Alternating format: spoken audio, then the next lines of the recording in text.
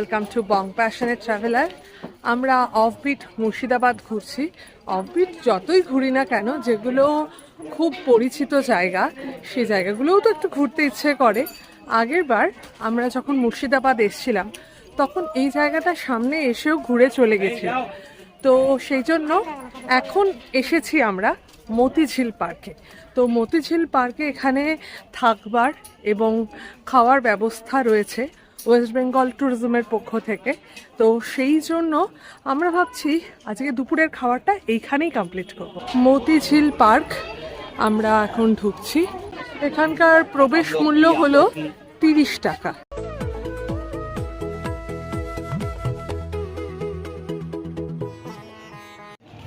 এই যে আমাদের টিকিট কাটা হয়ে এখানে একটা মতিঝিল ভোজনালয় রয়েছে, ফুড কোর্ট। মীর মদনের কামান। একসময় ওলন্দাজ সরকারের পক্ষ থেকে এই বিশাল কামানটি নবাব আলীবর্দী খাঁকে উপহার দেওয়া হয়েছিল। সিরাজের বিশ্বস্ত সেনাপতি মীর মদন এই কামানটি ব্যবহার করতেন। আসল কামানটি রাখা আছে হাজারদুয়ারি প্রাসাদের সংগ্রহশালায়। এখানে ওয়াটার এটিএম আছে, টয়লেটের ব্যবস্থা রয়েছে। আর এই পাথটা ভারী সুন্দর। এই পাথের মধ্যে দিক দিয়ে আমরা হাঁটছি। মতিঝিল প্রকৃতি তীর্থ স্টেশন। ব্যবস্থা আছে টয় ট্রেনের। আর এখানে বাচ্চাদের খেলবারও ব্যবস্থা রয়েছে। বেশ রোদ্দুর, কিন্তু এই গাছগুলোর জন্য রোদটা অতটাও লাগছে না। এইদিকে বাগান, সুসজ্জিত বাগান। পাশেই হলো মতিঝিল, যেখানে ঘসেরি বেগম নাকি মুক্তোর চাষ করতেন, এটা শোনা যায়। গাছগুলো দেখেই বুঝতে পারছেন খুব সুন্দর মেনটেন করা। এই যে এখানে সাইকেল আছে, ডাবল সাইকেল রাইড হয়। মতিঝিল ভবন এই দিকে। মিউজিক্যাল ফাউন্টেন, সন্ধেবেলায় থাকলে ফাউন্টেন দেখা যাবে। এই জায়গাটায় হচ্ছে রিভার বোটও আছে ওই দিকটাতে।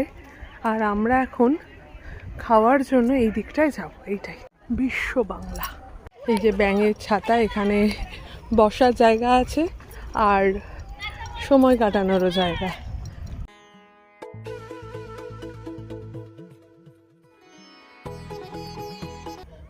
আর এইখানে থাকলেই পুরো একদম ফাউন্টেন টাউন্টেন সব দেখা যায়, বিশাল বড় এলাকা জুড়ে।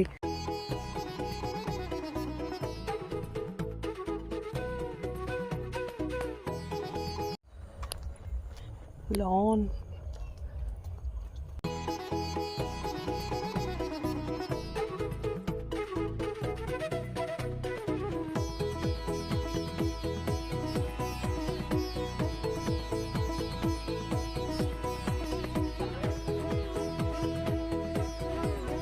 এইখানে কার্টের ব্যবস্থাও আছে, কারণ অনেকটা রাস্তা না, যাদের একটু প্রবলেম হবে তারা এই কার্টটা ইউজ করতে পারবেন।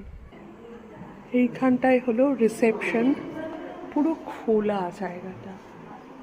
এখানে চেক ইন টাইম হলো 12টা আর চেক আউট টাইম 11টা। এইদিকে একটা কনফারেন্স হল আছে আর এই দিকে আছে হলো রেস্টুরেন্ট, ওয়াশরুমও আছে। মতিঝিল পার্কে ওয়েস্ট বেঙ্গল ট্যুরিজমের মতিঝিল ভবন আছে, মানে এখানে থাকা যায়। আর মানে দুর্দান্ত ব্যবস্থা এই কারণে বলছি যে হ্যাঁ, অবশ্যই একটা ওপেন প্লেসে থাকার মেরিটস ডিমেরিটস সবই আছে, কিন্তু তার সত্ত্বেও এত সুন্দর একটা জায়গা, এত সুন্দর একটা লন, খোলা জায়গা, মানে যে কোনো সময় এখান থেকে বেরিয়ে এই জায়গাটাকে এনজয় করা যাবে।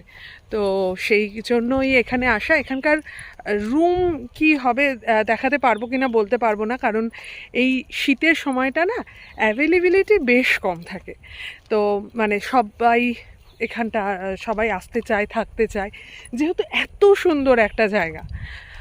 তো এখন আমরা এখানে বলো বেসিক্যালি এই প্রপার্টিটা কাদের জন্য সেটা একটা বুঝতে হবে। মানে হচ্ছে টার্গেট অডিয়েন্স কারা, সেটা হচ্ছে এই প্রপার্টিটা বেসিক্যালি ওয়েস্ট বেঙ্গল ট্যুরিজমের অনেক প্রপার্টির মতো, যেমন আছে একটা ব্যারাকপুরে। ব্যারাকপুরে যেরকম প্রপার্টি আছে শহরের খুব কাছে, সিমিলারলি এটা শহরের হয়তো খুব কাছে নয়, কিন্তু এই প্রপার্টিটার টার্গেট অডিয়েন্স, যদি না আমি খুব ভুল বলে থাকি, একটু এজড লোকজনদের জন্য, যাদের পক্ষে একসঙ্গে অনেকটা ট্রাভেল করা সম্ভব নয় বা গিয়ে এরকম অনেক অ্যাক্টিভিটি আছে, সেরকম কোনো জায়গায় যাওয়া সম্ভব নয়। এই প্রপার্টিটা কিন্তু বেসিক্যালি তাদের জন্য। যেটা মেরিটস সেটা হচ্ছে well connected to the all normal amenities, মানে দরকার পড়লে ইচ্ছা করলে সমস্ত জায়গার সাথে কানেক্টেড। আর যেটা আছে ডিমেরিটস, সেটা হচ্ছে এটা কিন্তু একটা পার্কের মধ্যে, আর পার্কের মধ্যে হওয়ার ফলে যেটা হয়েছে, এটা কিন্তু কোনোভাবে আলাদাভাবে কোনো ব্যারিয়ার বা কোনো কিছু করা নেই। পার্কের পার্ট, মানে নর্মাল লোকজন যেমন আমরা চাইলেই শর্ট করে সহজে চলে আসতে পেরেছি। আজকে যদিও রোববার দিনে তাও কেউ আসেনি, সেটা থেকে আমার অবাক লাগছে আর কি। কিন্তু মানে সেই যদি কেউ মনে করে যে আমার সেই লেভেলের প্রাইভেসি দরকার যেখানে বাইরের প্রচুর ক্রাউড চলে আসবে না, আমার মনে হয় না সেটা সবসময় এখানে হয় আর কি। সেটা ছাড়া আর মনে হয় না কোনো ডিমেরিটস কিছু আছে। আর বাকি যেমন হয় ওয়েস্ট বেঙ্গল ট্যুরিজমে যেমন প্রপার্টি যেমন হয়, এটাও সেরকমই খুবই ওয়েল মেনটেন্ড। এখন সমস্ত প্রপার্টি ওয়েল মেনটেন্ড, এটাও তাই। বাকিটা শ্রীতমা দেখাবে, তোমরা দেখে নাও। এটা পেছনে জায়গাটা, কিন্তু এখান থেকেই কিন্তু অ্যাকচুয়াল ভিউটা পাওয়া যাবে। মানে এইখান থেকে মতিঝিলের এই পোর্শনটা হলো খুব কাছে, চারিদিকটাই কিন্তু মতিঝিল আছে আর কি। আর বাগানটা দুর্দান্ত লাগছে আর কি। এই পাঁচটা ভারী সুন্দর, ভাবা যায় এইখানেই নাকি এককালে ঘসেটি বেগম মুক্তোর চাষ করতেন। আর ফুল ফুটে রয়েছে, এখানে পদ্ম ফুল আছে। আলো জ্বললে এই জায়গাটা ভারী সুন্দর দেখাবে কিন্তু। আর নদীর মানে রাতের বেলা এমনিতে এখানে লাইট অ্যান্ড সাউন্ড শো হয় শুনতে পাচ্ছি। আর এই পাঁচটা পুরো আলো, এইদিকে দুদিকেই কিন্তু আলো।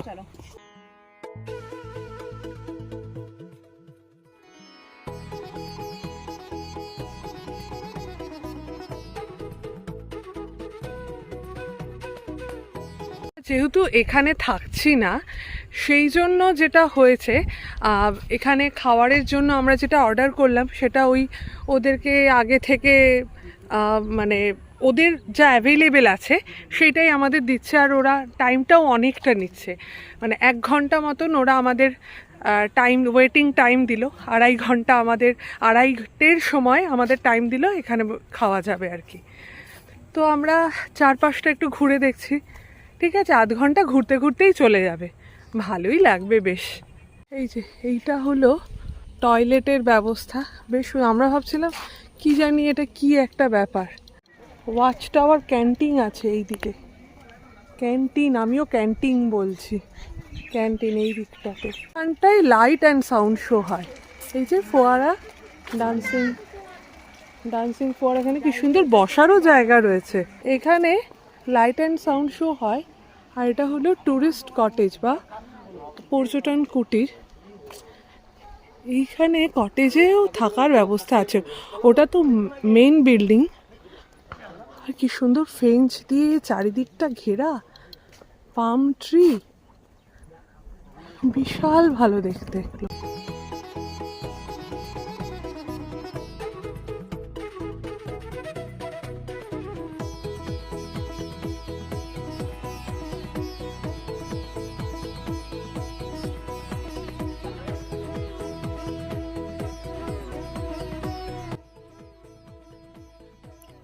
এখানকার রুম ট্যারিফগুলো সবটাই আমি দিয়ে দিলাম স্ক্রিনে। আর কিছু ছবি আছে ওখানকার স্ট্যান্ডার্ড রুমের, সেই ছবিগুলোও শেয়ার করে নিলাম এই ভিডিওর মাধ্যমে। তোমরা বুক করতে চাইলে ওদের ওয়েবসাইটে গিয়ে বুক করতে পারো।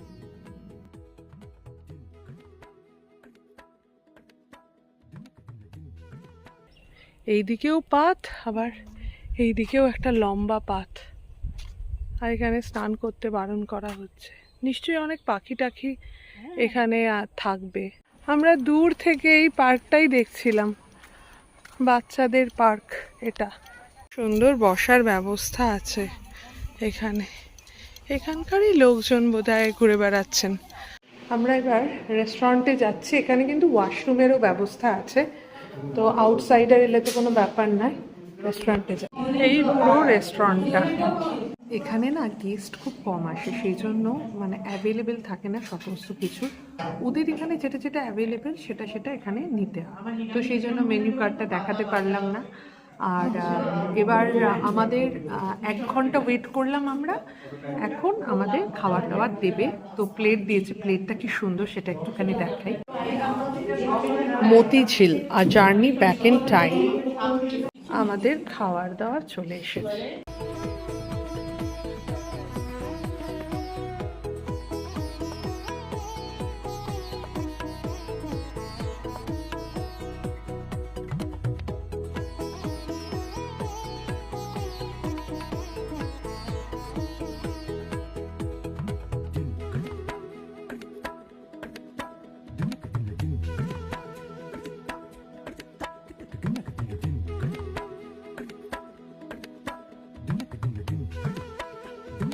ভীষণ খিদে পেয়েছে, কিন্তু এই যে মাছের এই যে ধোয়া উঠছে এইটা দেখে কিন্তু মানে সমস্ত সেই রাগ ঠাক খিদে সমস্ত চলে যাচ্ছে।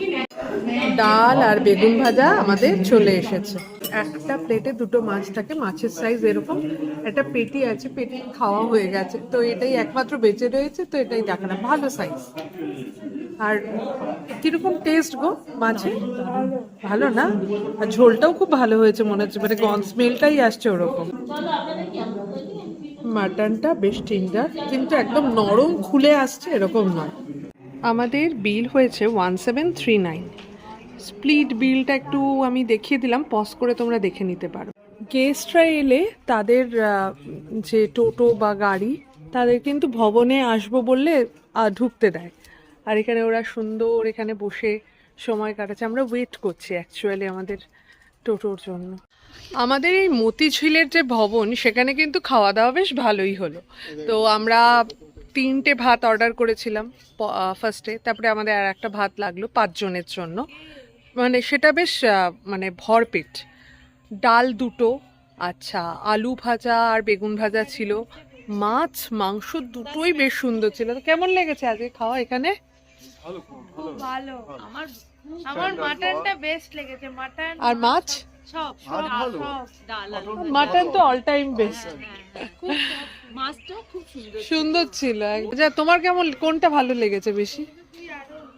তোমার কোনটা বেশি ভালো লেগেছে? থাকিনি এখানে, ভালো খারাপ কি করে বুঝবো? খাওয়ার খাবার ভালোই ছিল, ঠিকঠাক ছিল, স্ট্যান্ডার্ড যেরকম হয় ওয়েস্ট বেঙ্গল ট্যুরিজমের খাবার সেরকমই ছিল। মাছ যথারীতি খুব ফ্রেশ ছিল, আর মাটন ঠিকঠাক ছিল, নরম, স্ট্যান্ডার্ড খাবার। ওয়েস্ট বেঙ্গল ট্যুরিজমের এখন খাওয়া দাওয়ার খুব ভালো, থাকার পরিবেশ খুব ভালো। স্পেশালি আমরা যে জায়গাটা আছে, তুমি একবার ঘুরিয়ে নিশ্চয়ই দেখিয়েছো। হ্যাঁ একদম। চারিদিকে মানে আমি কেন বলছি ভালো, আজকে একটা সানডে এক্সপেক্টেড, এটা একটা পার্ক, পাবলিক পার্ক, সেখানে 30 টাকা 25-30 টাকা দিয়ে টিকিট কেটে সবাই ঢোকে আর কি। এক্সপেক্টেড জায়গাটা ফুল থাকবে, কিন্তু ফুল আছে, প্রচুর লোকজন আছে, কিন্তু তাতেও এই এরিয়াটা অদ্ভুত রকমভাবে অনেক শান্ত, মানে ছুটি কাটানোর জন্য একটা ভালো জায়গা, প্রোভাইডেড। আপনি যদি অল্প বয়স্ক হন তাহলে হয়তো আপনার অতটা ভালো নাও লাগতে পারে, কিন্তু এটা একটু এজ গ্রুপের জন্য এটা খুব ভালো জায়গা। হ্যাঁ, আমরা থাকিনি জন্য বুঝতে পারছি না। আচ্ছা চলে এসো, আমাদের টোটো চলে এসেছে।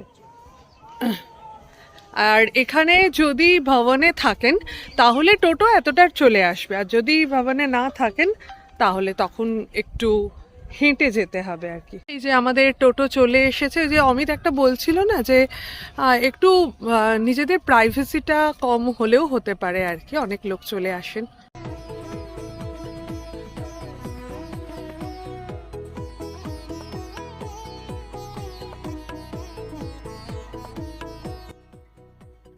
মতিঝিল মসজিদ, যা কালা মসজিদ নামেও পরিচিত, মুর্শিদাবাদের মতিঝিল হ্রদের পাশে অবস্থিত একটি ঐতিহাসিক মসজিদ, যা 1750 সালের দিকে নবাব নওয়াজিস মোহাম্মদ খান নির্মাণ করেন। এটি 3টে গম্বুজ ও সুন্দর নকশার জন্য বিখ্যাত, যেখানে নবাবের বংশধরদের সমাধিও রয়েছে। এটি ভারতীয় পুরাতত্ত্ব বিভাগ দ্বারা সংরক্ষিত একটি গুরুত্বপূর্ণ স্থান। আয়তাকার কাঠামো, 3টে গম্বুজ, 4টি অষ্টভুজাকার মিনার এবং পূর্ব দিকে 3টি খিলানযুক্ত প্রবেশদ্বার রয়েছে। নওয়াজিস মোহাম্মদ খান এবং তার স্ত্রী ঘসেটি বেগমের সমাধি মসজিদের ভেতরে অবস্থিত। এই দিকটা হলো মতিঝিল, ইতিহাসের বিখ্যাত মতিঝিল। এখানে আবার বোট রাইডিংও হচ্ছে। মসজিদের পেছনের দিকে আমরা আবার চলে এসেছি, এখানে আমাদের কার পার্কিং হয়েছে আর কি। ওয়াসিফ মঞ্জিল প্যালেস, এটা প্রতিষ্ঠা করেন মির্জা আলী ওয়াসিফ। চলো ভেতরে যাই, টিকিটের একটা ব্যবস্থা রয়েছে। ওয়াসিফ মঞ্জিল মুর্শিদাবাদের দ্বিতীয় নবাব ওয়াসিফ আলী মির্জা খান নির্মাণ করেছিলেন। হাজারদুয়ারি প্রাসাদের দক্ষিণ প্রান্তে পাহাড় বাগান সংলগ্ন কেল্লা নিজামাত চত্বরে 1904 খ্রিস্টাব্দে এই প্রাসাদটি নির্মিত হয়েছিল। এই জন্যই এটিকে নতুন প্রাসাদ বলা হয়। নবাব ওয়াসিফ আলী মির্জা খান নদিয়া নদী বিভাগের অধীনস্থ গণপূর্তি উপবিভাগের আধিকারিক মিস্টার ভিভিয়ান এবং বাঙালি প্রকৌশলী সুরেন্দ্র বারাতের নির্দেশনা ও তত্ত্বাবধানে এটি নির্মাণ করেছিলেন। এই ভবনটি তথা প্রাসাদটিকেই নবাব তার বাসভবন হিসেবে ব্যবহার করতেন। 1897 খ্রিস্টাব্দের 12ই জুন ভূমিকম্পে প্রাসাদটির বেশিরভাগ অংশ ধ্বংস হয়ে যায়। মুহূর্তেই রাজপ্রাসাদের দ্বিতীয় তল পুরোটাই ভেঙে পড়ে। প্রাসাদটির দ্বিতীয় তল ছাড়াই পুনরুদ্ধার করা হয়। ছোট অথচ অত্যন্ত সুন্দর প্রাসাদ সংলগ্ন স্থানে একটি কৃত্রিম পাহাড় এবং সুন্দর ল্যান্ডস্কেপের বাগান ছিল। প্রাসাদ পুনরুদ্ধার করা হলেও পাহাড়টি পুনর্গঠন করা হয়নি। সামনে ভাগীরথী বয়ে চলেছে, অস্তগামী সূর্য। মুর্শিদাবাদ স্টেশন চলে এসেছি। ভারী সুন্দর স্টেশন, আর ওই হাজারদুয়ারির মতন করেই স্টেশনটা সুন্দর সাজানো হয়েছে। আমরা টিকিট কেটে নিলাম, 5:21 হাজারদুয়ারি এক্সপ্রেস আছে, তো সেটাই আমরা ধরবো আর কি ঠিক করেছি। 3 নম্বরে আসবে। চলো আমরা স্টেশনে ঢুকছি। যাক, এসকালেটর চলছে, কোনো অসুবিধে নেই। চলে এসো। প্রথম কথা, আমাদের এটা একদম মানে লাস্ট মুহূর্তে এই ট্রিপটা করেছি, তো সেই জন্য ট্রেন একদম কিছু কাটা টিকিট কাটা হয়নি। আমরা এখন হাজারদুয়ারি এক্সপ্রেসে করে ফিরবো। তো হাজারদুয়ারি এক্সপ্রেস নৈহাটিতে থামে না, কলকাতা স্টেশনে পুরো যায়, রানাঘাটে থামে। রানাঘাট থেকে আমরা কোনো লোকাল ট্রেন ধরে নৈহাটিতে নামবো। এটা হলো আমাদের আপাতত প্ল্যান। এইখানে এই যে এলাম, এটা একটা সুবিধে হলো, এইখানে ডিজিটাল বোর্ড আছে, তো কতটুকু জেনারেল কতটুকু সংরক্ষিত সব লেখা আছে, C1 C2 D1 D2, তো আমাদের অসুবিধা হবে না। এখানে জেনারেল কম্পার্টমেন্ট, তো আমরা এইখানেই চলে এলাম। হাজারদুয়ারি ট্রেনে যে অমিতটা পড়েছে এখানে, একদম ফিক্সড, এটাই ভালো, ফ্লেক্সিবল। আর এই যে এখানেও আমরা কেউ সুযোগ পাইনি এখানে বসবার। বেশ লাগলো জায়গাটা। যদি ভিডিওটা ভালো লেগে থাকে তাহলে প্লিজ লাইক, কমেন্ট আর শেয়ার করে দেবেন। আর আমাদের চ্যানেল বং প্যাশনেট ট্রাভেলারে নতুন হলে একটু সাবস্ক্রাইব করে দেবেন। ভালো থাকুন, সুস্থ থাকুন, শুধু ফ্যাশনে নয় প্যাশনে বাঁচুন। ওকে, বাই।